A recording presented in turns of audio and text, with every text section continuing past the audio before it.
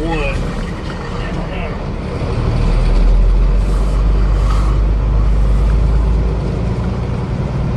I guess he's got wood.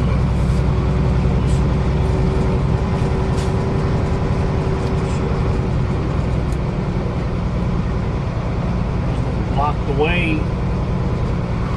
Four-wheelers over here in the diesel pumps blocking the way.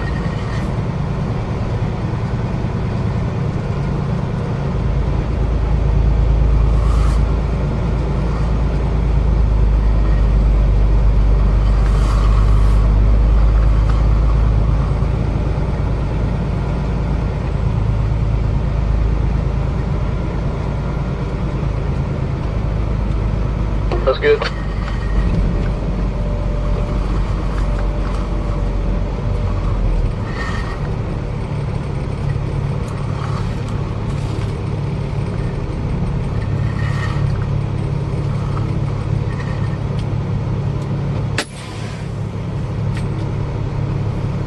Still blocking the way.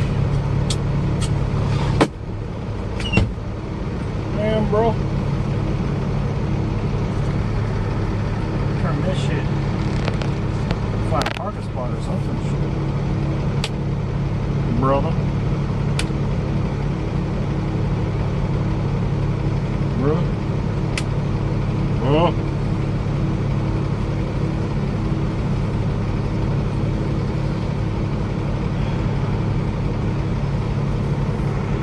Well.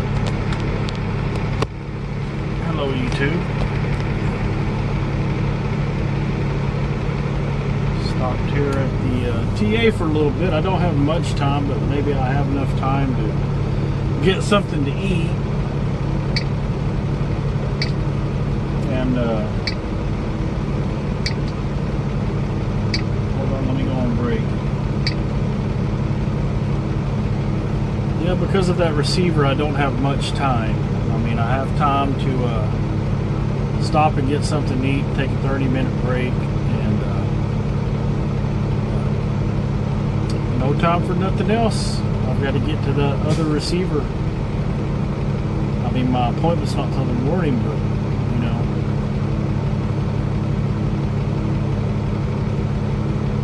You've got to, in trucking, you've got to get what you can done in one day, because the next day you have to get 10-hour break in between each day, in between each working day. So that's what I'm trying to accomplish. And I'm going to have to get 10 in, you know, before I go pick up that other load tomorrow morning. So, yeah, I mean, I have time to get there. I have plenty of time to get there, but if I want to pick up that load, you know, tomorrow morning, then I have to get there within the next few hours, within the next couple hours, I would say. And I think I'm about 60 miles, you know, from my destination, but you know, I still have to go through Houston, so still have to do that. And I just blang, I turn on the blue lights. You can probably see the reflection.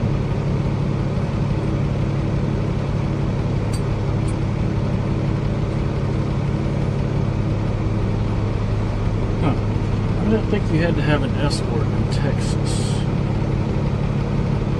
Maybe you can if you want to. I don't see how his load is overloaded. It's oversized. I guess it is. I don't see it.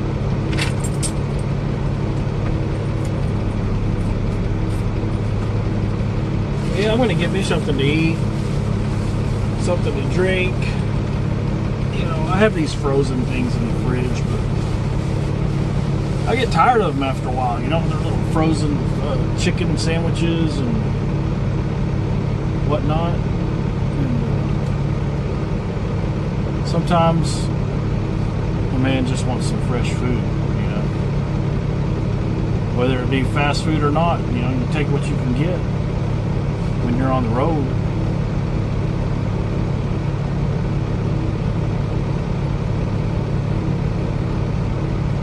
And I bet the same holds true for those Cowboys back in the day, you know. They ate what they had. I mean, they didn't have the luxury of stopping at a restaurant back when they were driving cattle, heading out west. You know, so they had to eat what they had. They had to hunt. I mean, we don't have to hunt necessarily, but we're out on the road. We're out on the trail like the old Cowboys used to be. So we don't have the luxury of, you know, having a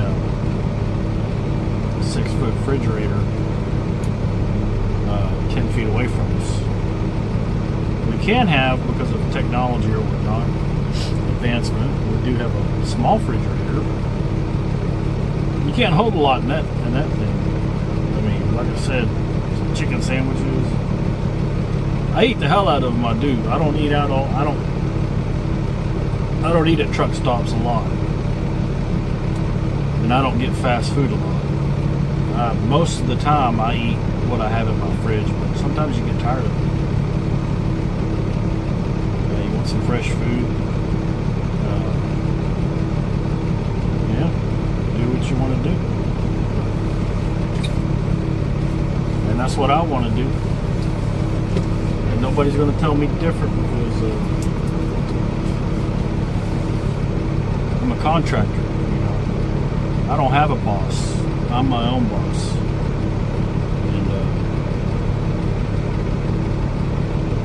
And yeah, if you want to do this gig, get into trucking, be an owner operator, you have to have the desire to push yourself.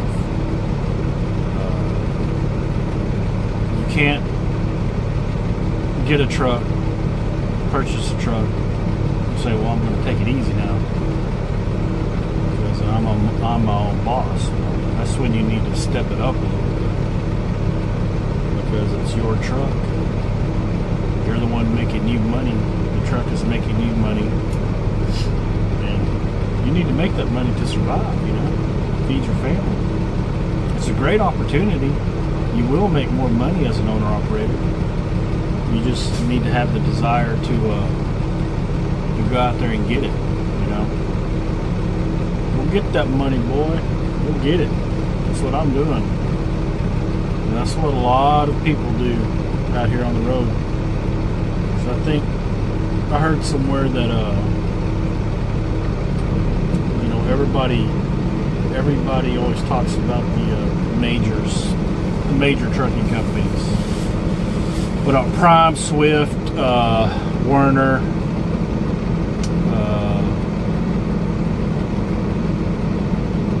I know I'm missing a lot of them. I'm just offhand,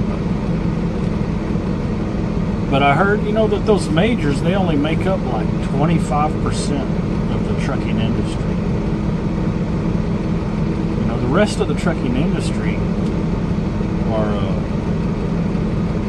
single vehicle owner operators like myself, or fleet owners, you know, that own multiple trucks, that possibly have been a single vehicle owner operator at one time and have grew their business. And that, you know, that's something to think about, you know, when they start putting regulation on the trucking industry. Ridiculous regulation at that.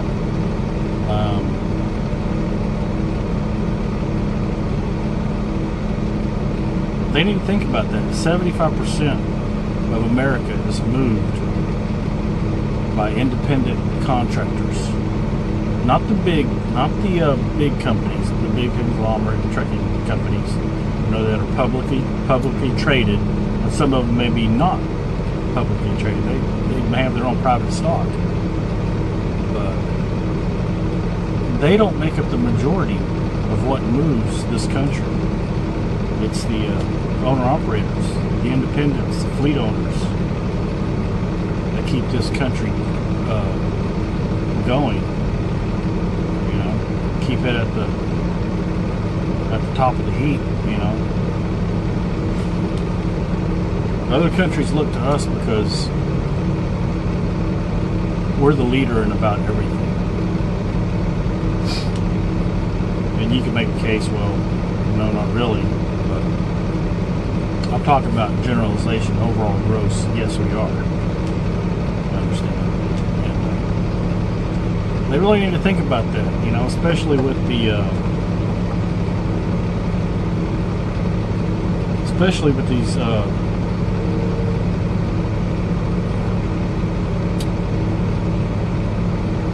environmental regulations on trucks that they've put on since 2007.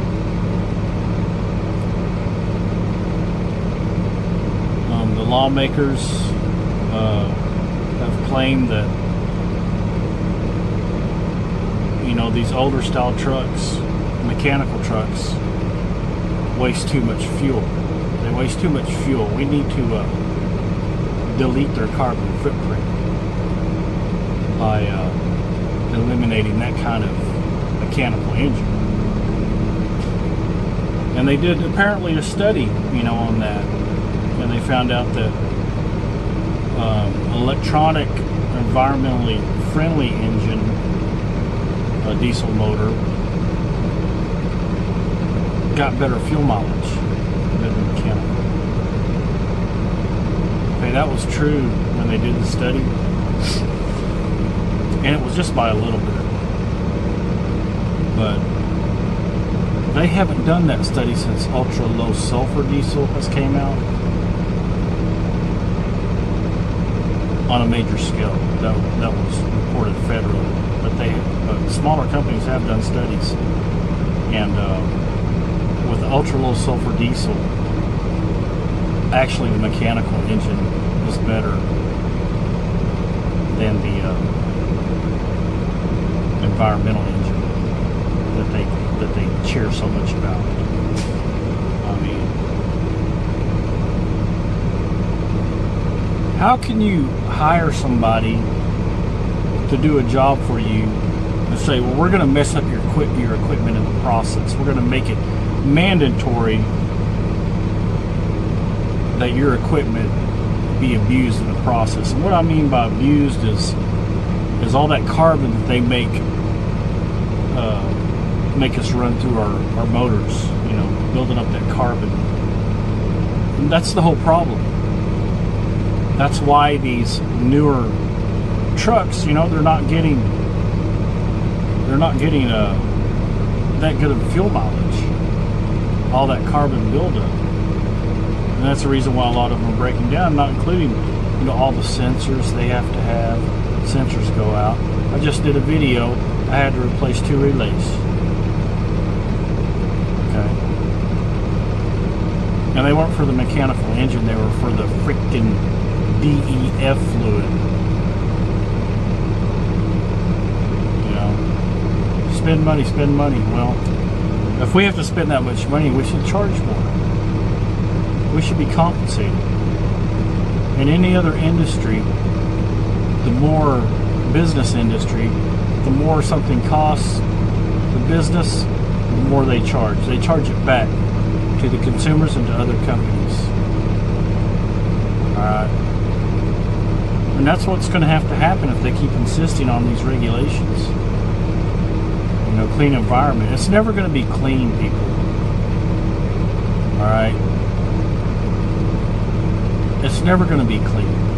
I mean, we live in our life is a short span of what this earth has been through. And we think we're going to muck it up just from our little footprint? I don't think so. I mean, we may go to a landfill and say, oh my God, it's terrible. But it actually has gotten a lot better, because of some regulations, yes, but ridiculous regulations make it difficult to do business, make it difficult for contractors, to make enough money to support their family and to save for retirement. I mean, this whole thing needs to be reevaluated, and especially since ultra low sulfur diesel came out. because since that came out, these mechanical trucks, you know, they're just as good environmentally, and they get better fuel mileage than these environmental trucks. You know, they can make them now where they get better fuel mileage. You can put a ceramic manifold on a mechanical engine, and it'll get a lot better fuel mileage just from a ceramic manifold. You know, it reduces the heat, better fuel mileage. So I think the way this country should go is doing something like that. You know, don't condemn the glider kits. Don't condemn them. Condone them. Support them. They're good for America. You know, they're good business. They make money. They keep drivers driving instead of having to go to the shop, you know, to pay possibly, you know, a $10,000 bill that doesn't even fix their truck, and they have to bring it back to the shop again to possibly pay another $10,000 that won't fix their truck. It's freaking ridiculous, man.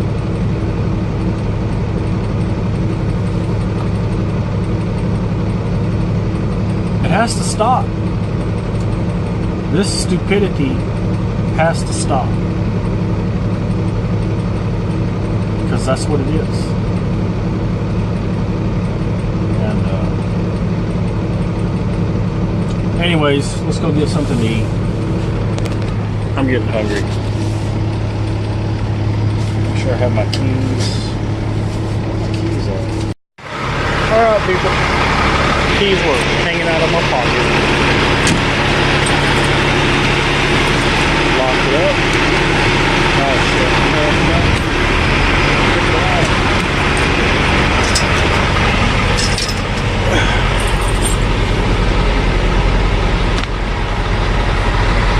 That was a paper towel. Alright, we're good to go.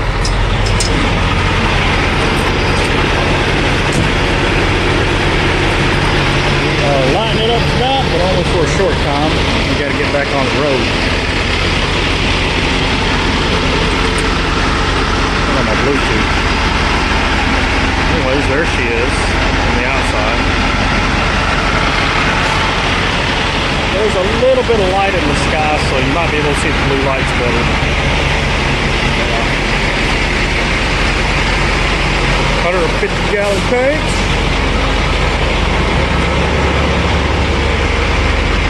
That's it.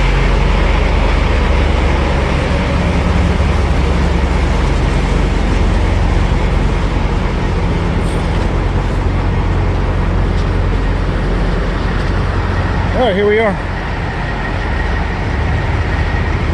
I guess those of you who've been down I-10 probably know where this TA is. About 60 miles from Houston. Oh, parking lot's filling up. I think there used to be something else in a TA. I forgot what. It's not like a regular TA. We'll go see what they have. Walk around, they got a deli. Oh, they got a Dunkin' Donuts and a Carl's Jr. That's what I got.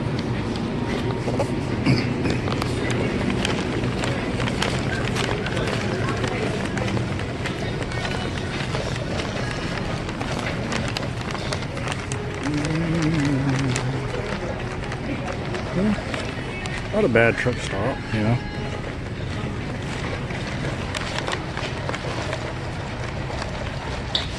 They keep it clean.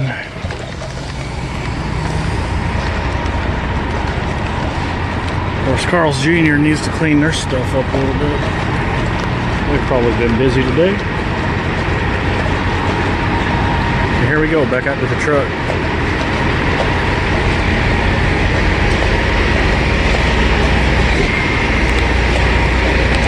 Yeah, those blue lights are shining across the parking lot. Come on. Give me some of them dual revs, come on.